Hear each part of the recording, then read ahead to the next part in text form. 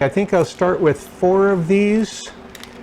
That'll give me 4 chances for rehydrating in different ways, and each one of those are about 2 ounces. Got the shrimp and the cocktail sauce ready to go in.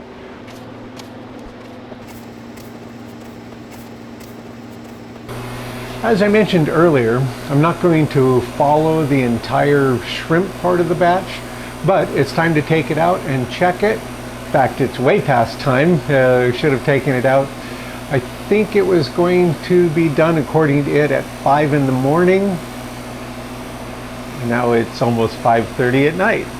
I've rewarmed it a total of about 5 hours in 2 separate times because I got busy doing some yard work. It's middle of May, but this is the first time I've turned on the water outside because it's been so wet this year. Anyway, so now we're going to bypass the last few minutes of this and take it out and check it, put it back in for the weight check, and see how it's doing. I know I've mentioned this before, but the weight check doesn't tell us that it's done at the time we do the weight check. It tells us that it didn't lose any weight during a period of time, and I go at least 2 hours to give it a real chance to lose weight. Sometimes I go 3 or 4 depending on what it is and how busy I am. But it tells me that it stopped losing weight or it didn't lose any weight during that entire period of time, which means it was already dry those hours ago. So I have no way of knowing if it's dry right now. Feeling it will not tell me. Using a lumbar moisture meter will not tell me. Using a thermal camera won't tell me, because all of those are easily fooled. A good way to think of this is if you take a bag of rice, minute rice or regular rice, and pour it out on one of your freeze dryer trays and put it in the sunshine for an hour so it's warm. Is it dry? Can you tell by feeling it that it's dry? Can you tell by a thermal camera or a moisture meter that it's dry? Because it's not dry. If it's like normal rice, it could still be 7 to 10% moisture by weight when it comes out of the bag. This is the best way I know. And this is a 2-sided shirt, so I should turn around and show the other side of the shirt. So I'm going to use the down arrow and bypass the last few minutes. Now it says process complete. We'll open the drain valve and get them checked and weighed. So we'll get those out and check them. Tray 1, 908. It was dropping down to 7. So 908, and it could be a minus. Oh, it just dropped down to 7. So I'm going to put a little minus sign so I know that. And I am going to rotate the tray positions. And I'm going to flip these upside down too. So far they look like they're holding their shape, which is what I would hope they would do. So tray 2. And then that one I'll put at the top. And this one I'll put down 1. Yeah. Tray 3 and tray 4. I'll put tray 4 up and tray 3 down. With those back in there, I'll go ahead and restart it, and we'll come back in probably 2 or 3 hours. We'll definitely give it at least 2 hours. The shrimp is like light, fluffy insulation.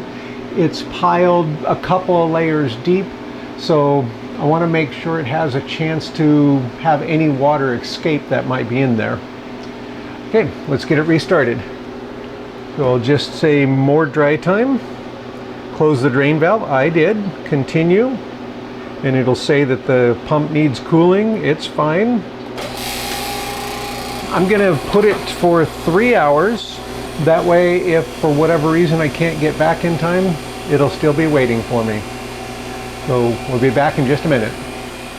It's been about 3¼ hours since we put those back in to check them for the weight drop. I'm going to use the down arrow And as somebody mentioned to me with this older model, you can hit the little red clock and jump to the next cycle. But with me, I have double tapped it before and gone completely out, and I don't want to do that. And as soon as the pressures have equalized, then I can get it open. And tray 1, 907. 881, so no change. Tray 3, okay, no change. And tray 4, and also no change. I'm going to get those rolled out of the way, get the machine turned off with no defrost, make it much quieter in here. I'm going to put my little defrost baffle in here. And I defrost it this way because I don't want to use the defrost heaters, the tray heaters, to... I should turn that off. That's my oil filtration pump going. Okay, the time for that batch was 52:21, so about 52.5 hours.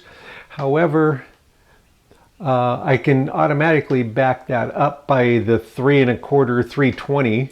So that puts it down to 49, and it was probably finished way before then because I needed to check it 12, 14 hours ago. I like to put this baffle in here, and it serves two purposes. One, keep the door from closing on it, and two, it helps direct the airflow in the top and then coming out the bottom. It seems like it puts the air through there more efficiently and pushes in the warm air at the top and cold comes out the bottom. I don't know if it's necessary, and again, you can just use the defrost cycle, but I don't like to use that. I've used it once, maybe twice. I like to do it this way because I think it has less wear and tear on the machine components, the heaters and the relays and things like that. I don't really know. I also don't want to have a warm, moist environment in there, and that's what you get when you turn on the heaters and close the door. Now, if you're right on top of it and get it open right afterwards so it all dries out very well, you probably won't have an issue. I might forget about it and leave it for 3 days and have a fuzzy, moldy mess in there. I'm not going to go with that way, so I just use this. Now I'll get this turned on as soon as we're away from it for bagging. Now let's get the power usage. So the power usage on that one was 31.61 kilowatt hours, and it would have been considerably less if I'd have been on top of it, because it was still running at least an extra 10 hours while it was waiting for me. I only put a couple of pounds of shrimp on each tray and then a little over 1 pound on this tray. So I'm only going to have about 7 pounds of shrimp to bag, and then these 4 little ones for testing, these 4 little pucks of cocktail sauce. So we'll get the final weights on those and then we'll figure out the bagging. And then these will be testing all of those. I'm going to start at the other end with tray 4, get the thermometer out.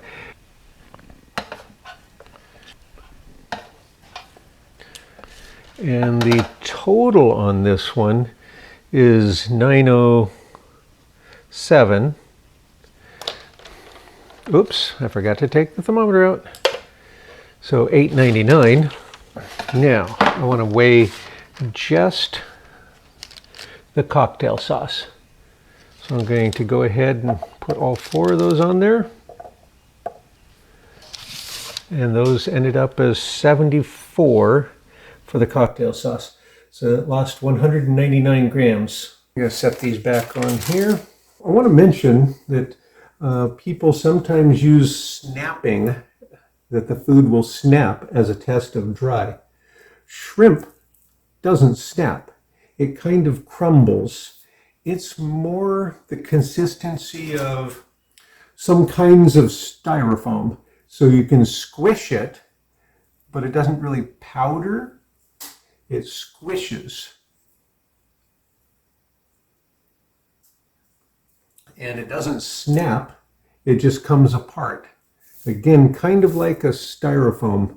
I don't know how else to describe it except for like some kinds of styrofoam peanuts, or maybe the peanuts that are made out of the packing peanuts that are made out of a starch-based thing. These don't snap. There's a number of things that don't get crisp when they dry because they just don't have enough structure. A very ripe pear slice won't snap. It's more like pear flavored cotton candy. It just has no structure. You can squish it. You could squish it into a little ball of sugar kind of thing, but it doesn't really snap. Okay, I'll get the weights on those, figure out how much I need to put in each bag. So I've got my bags pre-labeled. I've got the batch number, and then I've got this little paper label on there with the batch number, what it is when it went into the freeze dryer, and how much it weighed before. And then I put a place for water loss. Shrimp just absorbs what it needs, but if you're going to put it into some dish that you're cooking, you might want to know how much water was lost so you can put that amount back in. I plan on bagging them in 1 pound bags, so we'll find out what 1 pound weighs now. I wasted too much time today, and I don't have time, well, wasted. I was doing some yard care, but anyway, I wasn't freeze drying. So I lost time. It's late at night. I'm not going to try to rehydrate these today, but I want to keep them in good condition, so I'm going to just pop them in this bag, and I will put a oxygen absorber in this and seal this up to keep these perfect for tomorrow. Let's see, what's the best way? Can I just stack them?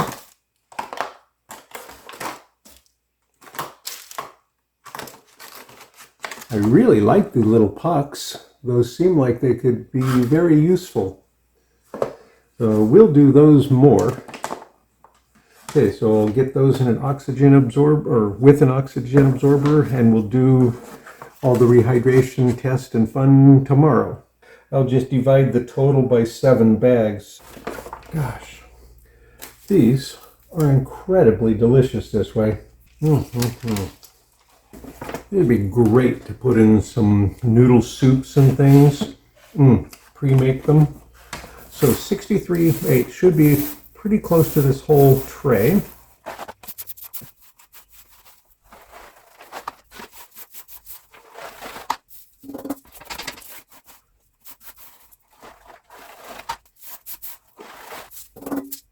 And as usual for this size bag, I'm using the 300cc oxygen absorbers. And I'm going to tuck it down the side so it doesn't end up in the zipper.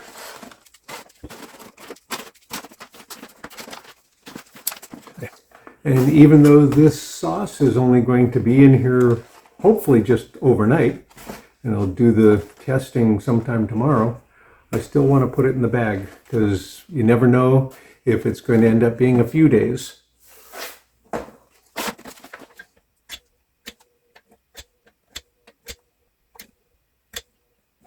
We'll come back to this probably tomorrow, hopefully tomorrow. If not, it'll be very short time. For you, it'll be just a second.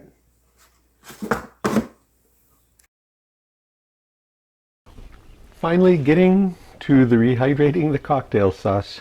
It's the 16th, so this went into the freeze dryer 6 days ago, came out 4 days ago. I was planning on doing it the same day, the rehydration the same day. I didn't, so now we'll get it tested. The oxygen absorber did its thing quite well. We'll get this opened up and we'll try these out. So I'm going to, I don't even know which container I should use. Let's see, I don't remember exactly how big these are. Okay, well that would fit into there just fine. I'm going to go with this one then. I didn't weigh each one of these individually, but they were about 2 ounces. I'm going to switch that to ounces on this. So this is about 2/3 of an ounce. And I shouldn't need to even break it up or anything, so I want to take a little piece off and taste test that. That definitely lacks vinegar. This did not have any of the vinegar kind of flavor in that little piece. There's a hint of the horseradish in the background, but not a lot of flavor. So we're going to aim for a total of about 2 ounces. I'm going to use some distilled white vinegar because it's what we have. And I'm sure you could use apple cider vinegar and other things, and I think we do have some of that, but I don't think the flavor would be right for this. I'm going to guess that this was just distilled white vinegar in it. And I really have no idea how much it should have. So I'm going to start with just a half teaspoon and see what that does. Okay, so half teaspoon.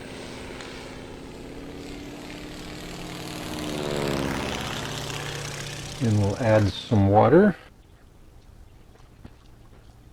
I'm going to go to about 1.5 ounces so that it'll leave a 1/2 ounce to go, which will give me some ability to adjust the amounts.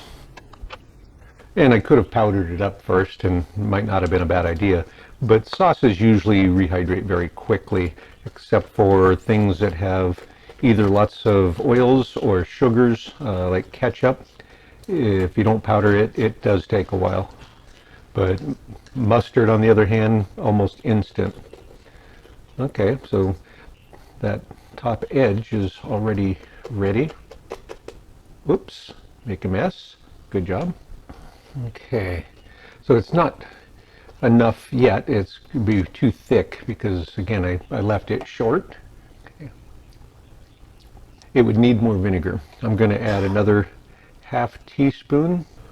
Okay, so add another 1/2 teaspoon. So you can see that's still thicker than it was originally, so which isn't surprising. It still is short about 4/10 of an ounce. But when you're rehydrating it, especially sauces, I don't worry too much about the actual number. I put it about maybe 3/4 the amount and then sneak up on the thickness that I want. That's better, but I think it still could use more vinegar. I'm going to go with another 1/2 teaspoon. So now I'm at 1.5 teaspoons for this amount. That's better, with 1.5 teaspoons of vinegar in one of these pucks. So the other thing that I think would be useful with the freeze drying of this is I think I should add a little bit extra horseradish also, because that seems like it's a little bit weaker now, not quite as spicy. I still need to add a little bit more water to get the consistency, and I'm not sure if I should add vinegar and water or just water. I'll just go another teaspoon. I'm going to go with yet another 1/2 teaspoon of vinegar. The total amount of hydration I think is going to be good, and because I didn't powder it, it would need a little bit of time to make sure that all areas are properly rehydrated. The tanginess seems just about right now. Going to do one more, try to go all the way all at once. I'll get another puck out. So you can see the little pucks in there. And I'll seal, or I'll close this back up. It's not sealed by just zippering, because that zipper will not seal it 100%. It's better than not having it zippered, but it's not as good as actually sealing it. So I'm going to go ahead and crush this up. So don't go away. We'll be back in just a second after just doing a light crushing.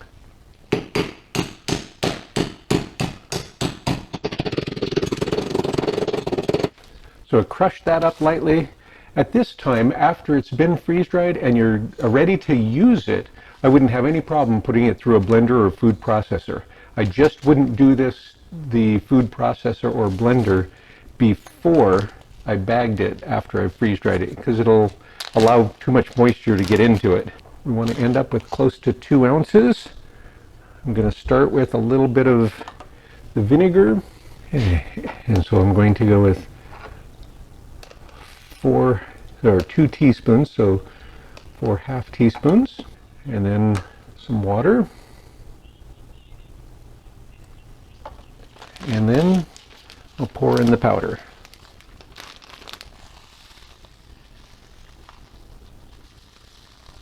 Taxi!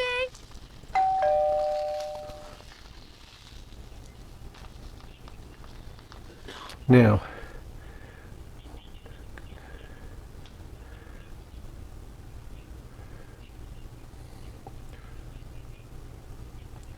okay, so about 1 3/4.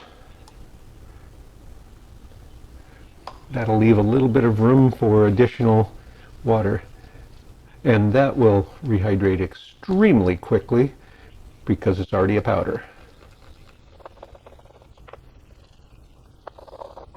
Okay, that's a little bit thick still, and we know that it should say 175 because I have this much on here, so I don't want to go all the way to 2 still.